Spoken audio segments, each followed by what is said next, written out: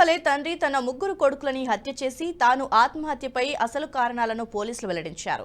వీరు రంగారెడ్డి జిల్లాలోని టంగుటూరు గ్రామానికి చెందిన వారిగా పోలీసులు తెలిపారు. మృతుడు నీరటి రవి భార్య శ్రీలత కంప్లైంట్ ఇచ్చారు. దీనిపై పోలీసులు దర్యాప్తు చేపట్టగా ఇతన్ని 6 వ్యక్తులు 25 లక్షలు కావాలంటూ డిమాండ్ చేశారు.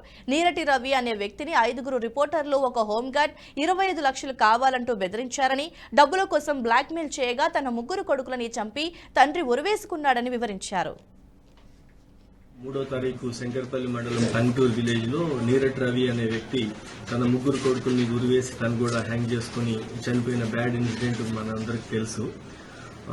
ఈ విషయంలో పరిశోధన చేస్తే తర్వాత అతను జిఎస్ఎన్ ఫౌండేషన్ లో కొంత అమౌంట్ ఇన్వెస్ట్మెంట్ గ్రామస్తుల దగ్గర నుంచి, ఫ్రెండ్స్ దగ్గర నుంచి తను ఇన్వెస్ట్మెంట్ కలెక్ట్ చేసి జిఎస్ఎన్ ఫౌండేషన్ కట్టాడని, తర్వాత వాళ్ళ దగ్గర నుంచి రిటర్న్ రాకపోయే వరకు ఆర్థిక ఇబ్బందుల్లో ఉండి కొంత గొడవ జరుగుతున్న క్రమంలో కొంతమంది పత్రికా విలేకరులు, మా దగ్గర నుంచి ఉన్న ఒక హోంగార్డ్ కూడా ఇతనికి ఈ విషయాన్ని బయట పెడతాము, లేకపోతే ఈ అతను బ్లాక్మెయిల్ లాగా చేసి ఒక పరిస్థితి క్రియేట్ అయింది.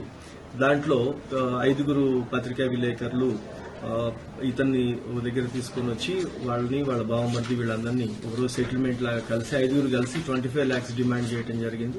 దాంట్లో లాస్ట్కి 10 lakhs ఒప్పుకొని తప్పని పరిస్థితుల్లో అతను ఆ రోజు భార్య యొక్క పుస్తల తాడు కూడా తాకట్టు పెట్టేసి వాళ్ళకి 2.5 లక్షలు ఇవ్వటం. దాని తర్వాత వెంటనే అతను నెక్స్ట్ కొద్ది రోజుల్లో పిల్లల్ని చనిపోవటం జరిగింది. దీంట్లో అలానే మా దగ్గర ఉన్న హైదరాబాద్ సిటీ పోలీస్ లో హెడ్ క్వార్టర్స్ లో పనిచేసే ఒక హోంగార్డ్ నాగరాజు అనే వ్యక్తి కూడా అతని దగ్గర కొంత ఇన్వెస్ట్ చేసి, ఆ ఇన్వెస్ట్ కింద అతను గతంలో కొనుక్కున్న ప్లాట్లను కూడా ఆ కాగితాలు తీసుకుని వెళ్లి వేరే వాళ్ళ దగ్గర మార్టిగేజ్ చేపించి 20 lakhs తీసుకుని అతనికి పూర్తిగా ఆధారాలు లేకుండా జీవనాధారం కోల్పోయేలాగా చేయటం, ఈ అన్ని ఫ్రస్ట్రేషన్ తో అతను ఆ బ్యాడ్ ఇన్సిడెంట్ కి పాల్పడటం, అతను చివరికి ఆత్మహత్య చేసుకోవటము, ఇదంతా కూడా ఎస్టాబ్లిష్ అయింది. ఈ కేసులో ఇప్పటి వరకు తెలిసిన దాని ప్రకారము మన శంకర్పల్లి విలేకరులు ఏబిఎన్ నుంచి శ్రీను, ఈనాడు నుంచి శ్రీనివాస్, నమస్తే తెలంగాణ నుంచి మహేష్, సాక్షి నుంచి ప్రవీణ్, తర్వాత వార్తా నుంచి శ్రీనివాస్ రెడ్డి, ఈ 5 వ్యక్తులు ఆ రోజు వెళ్లిన దాని మీద ఫస్ట్ నుంచి పేర్లు వచ్చాయి.